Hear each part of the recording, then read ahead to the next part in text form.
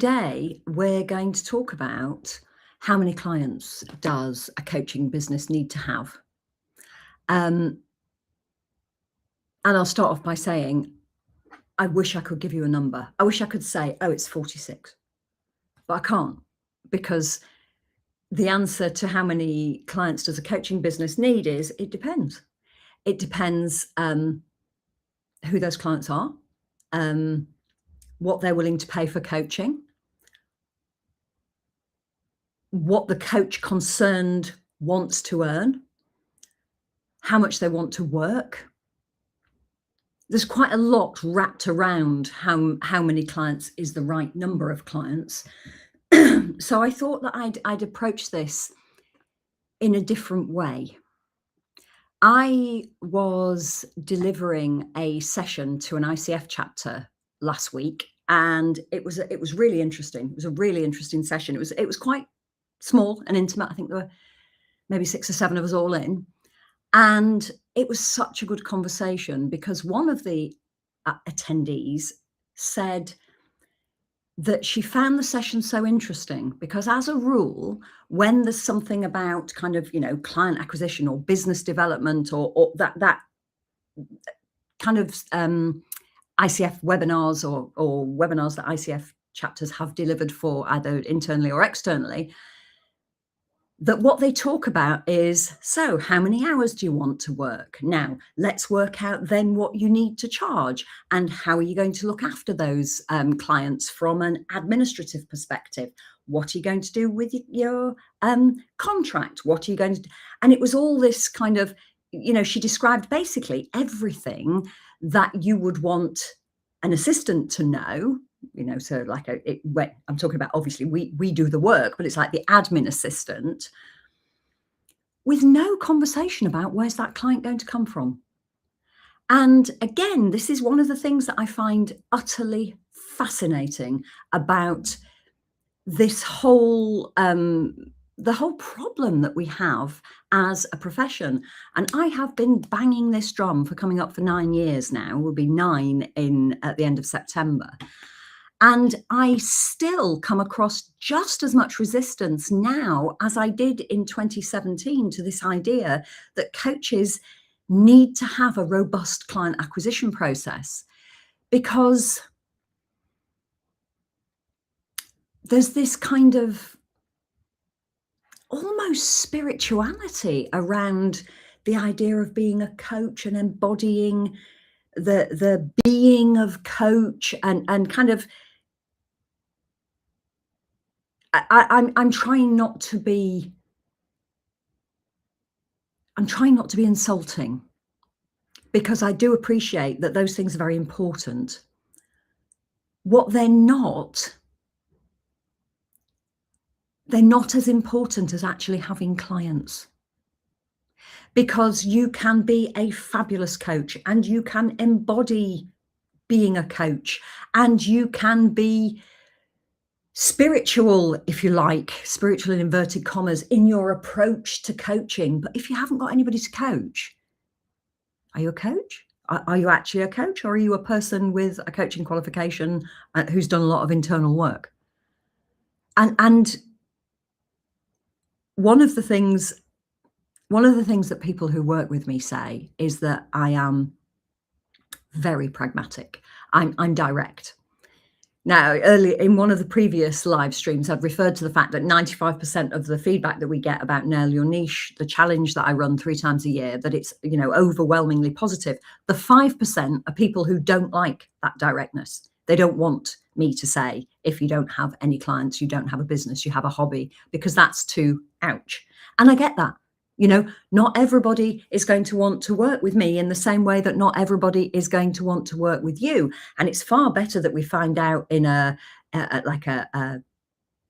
fun challenge than it is when somebody's a client. Now, I realize I'm moving away here from the topic, which is how many clients does a coaching business need. So let's have a look at some numbers. Now, number one, first number, if you like, According to the ICF Global Study of 2023 and 2025, 93% of coaches have a portfolio business. So that what that means is coaching is one of the services that they provide. The 7%, I would guess, are coaches with monetizable credibility and internal coaches and associate coaches. That there are, I do know some people who have their own. I'm immediately thinking of somebody that an MCC that I know in Singapore who has his own coaching business. So there are some coaches that just coach and they have kind of their own coaching business, purely coaching. But for the majority, the vast majority, 93% of us, in fact, we have portfolio businesses. Now, usually that portfolio business might be some consulting. It might include some consulting, maybe some training, maybe some facilitation, maybe some HR work. I suppose that would fall under consultancy. But this idea that we are offering these different services as part of our business. Now, to stick with number one here, I often have conversations with coaches who will say to me, I've got 3 businesses. I've got a coaching business, I've got a consulting business, and I now want to start a coaching business. And in terms of number one, client acquisition, and number two, being kind to yourself, that's not the right way to think about this. The right way to think about it is that you are the business and these are the services that you can offer. And if you can offer all of those services to the same kind of client, life will be so much easier than it is trying to market to different kinds of clients with different messages, because what all that does is confuse an audience. And what I can tell you is that confused people do nothing. They certainly don't buy. So how many clients does a coaching business need? When I said it depends, one of the things it might depend on is, well, what else are you delivering? Now, the second thing to think about is coaching is a premium product. It's not pile them high, sell them cheap. We're not McDonald's. And one of the things that coaches resist is this idea of focusing, because focusing feels like we're closing a lot of doors that we should be leaving open to opportunities. Now, there's 2 things about that. Number one, if those opportunities existed, you would already have them. And how's that going for you? And number 2, it actually works the other way around. And I know this is counterintuitive. And I know that we're clever. We have Noah's minds when it comes to thinking about client acquisition and marketing and the things that we need to do to grow our businesses. But could I encourage you to just, when you find yourself thinking, oh no, that's not right, or oh, I don't agree with that, that's data. Because I'm extremely experienced at this.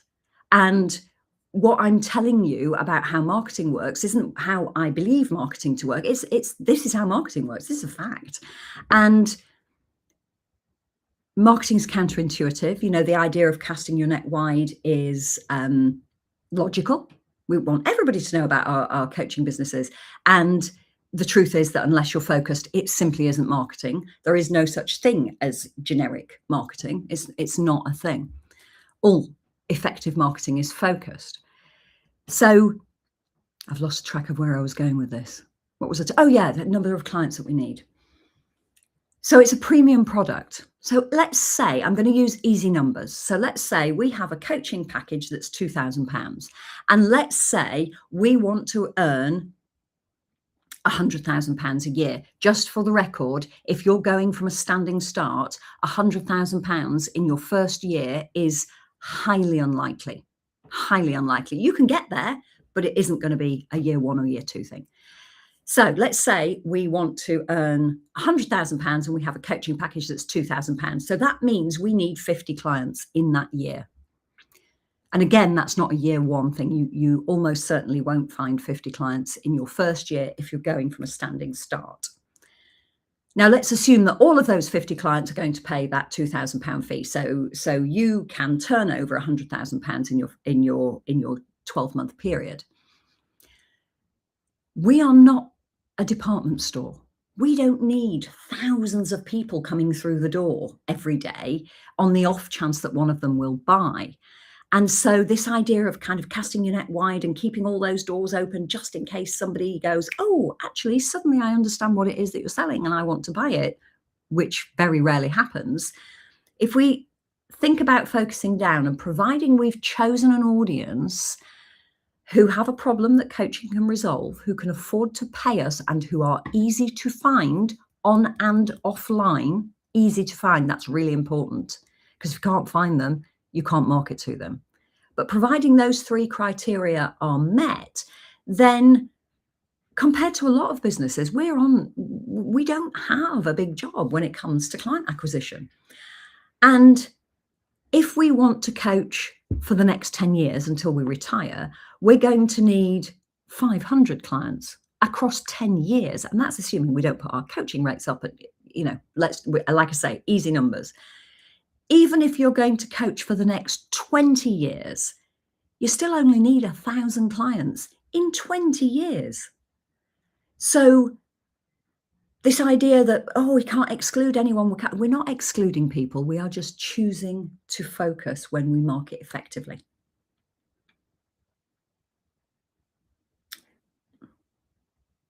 I'm thinking, does that make sense? I'm tongue-tied today. Is what I've just said sensible? I think it is. So what are you selling them? We're in our kind of make-believe situation, we're selling them a £2,000 coaching package. Tomorrow we're going to talk about how we choose pricing, and spoiler alert, it's not based on what you want to earn. So a £2,000 package, we need 50 clients a year to reach £100,000. Now, I have had conversations with coaches. I can think of one in particular who said, but if we just, instead of pricing our coaching package at £2,000 for 10 sessions, say, £200 a session, if we priced it at 50 quid a session, loads more people would buy it.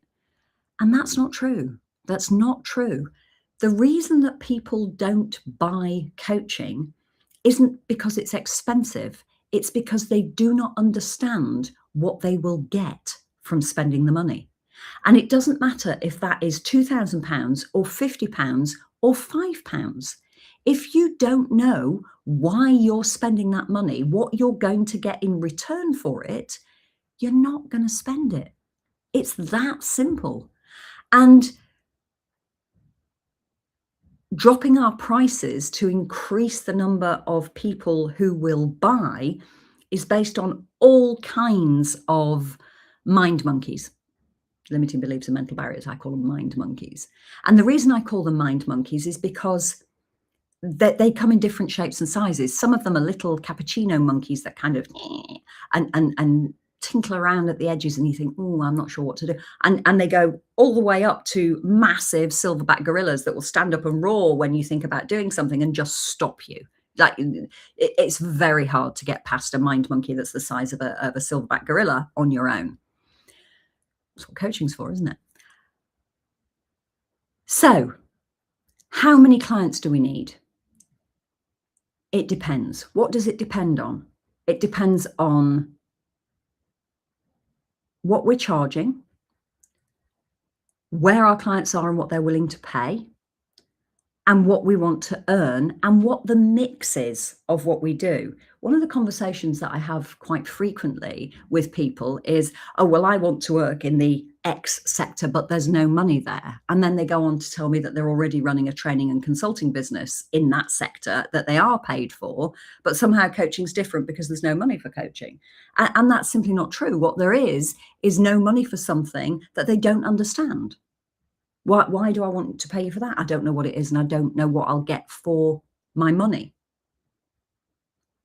Providing you do the groundwork properly, people will pay for coaching. They will pay for coaching, providing you can articulate the value of it to them. And that doesn't involve describing the coaching process. So how many clients does a coaching business need? That's not as big a question as where are those clients going to come from? Because this idea of doing business development classes where we're looking at, how much do we want to earn? How many hours a week do we want to work? Let's divide the two and come up with how much our coaching's going to cost. That's hypothetical. And the thing about hypothetical is it doesn't pay the bills. If you want to be able to pay the bills with your coaching, either on its own or as part of a wider group of services that you offer, then you need to be able to articulate the value of it really well indeed.